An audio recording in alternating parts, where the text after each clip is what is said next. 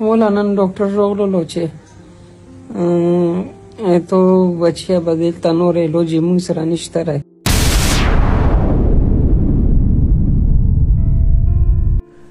السلام علیکم، امید لرم تاسو بخیر. زه یم سرګلاب خان.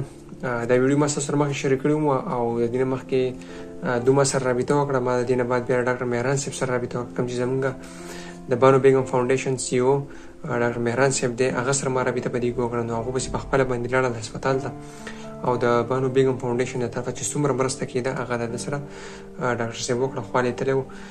اوس چې دی دې ورور ته لیور ټرانسپلانټ لازمي دی. مور یې وله لیور ورکوي، اینه وله ورکوي، خو د ټرانسپلانټ پیسې ورسره نه پوره کېږي.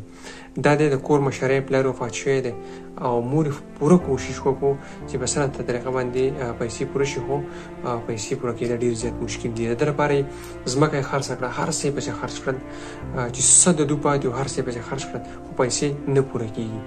اوس مونږ او تاسو له پکار ده چې که فرض کا ډونیشن نشو کولی، نو زیات نه زیات دا ویډیو د خپلو دوستانو سره ګروپونو کې شیر کړئ. داسې څوک نه څوک به وي چې د دې ورور سره په دې مشکل ټایم کې ودرېږي.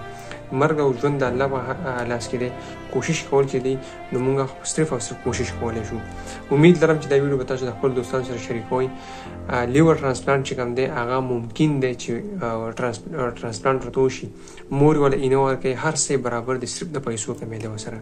د دې نه مخکې هم دا ویډیو ما شیر کړې وه. تاسو ټولو کوشش کړی د دې ورور سره ولاړ وئ او بیا به ورسره هم ودرېږو، ځکه چې په مشکل کې دی او هېڅوک یې هم نشتي. ډاکټرانو ورته اوس وینا وکړه چې دی واپس کور ته ولېږئ او د ده چې دی نو علاج مشکل دی.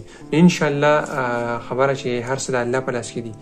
کېدای شي داسې څوک چې دا مکمل څومره چې علاج خرچه د هغه والا سموچته کړي او دا د کور مشری زوی دی چې د علاج وشي، نو څومره د خوشحالۍ خبره ده. مور یې ډېره زیاته وکړې ده.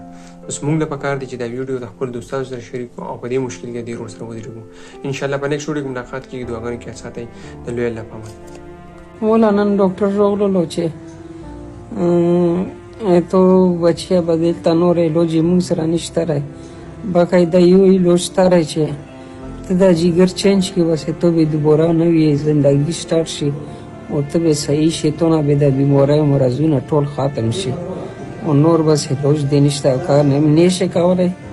او دلته بیا هسپتال له لاس ورځې پس مونږ له دلته رسېږي. تو په جگر په ټرانسپلانټ باندې څومره خرڅ ورکړي؟ یاره په سند کې وایي داسې 55 لکه روپۍ خالي دي. 55 लाख रुपये مو په پلور مړ دی او داسې کور دی چې نو مې په ځمکه مې کور کې دی، نو ځمکه مې به ورته خرڅه کړې وای، په ځمکه هم نه پوره کېږي او نور بس الله سره نو که چا کور وکړلو ښه پخه کني بس هسې مو خو ته زور نشته. الله شفا درکړي.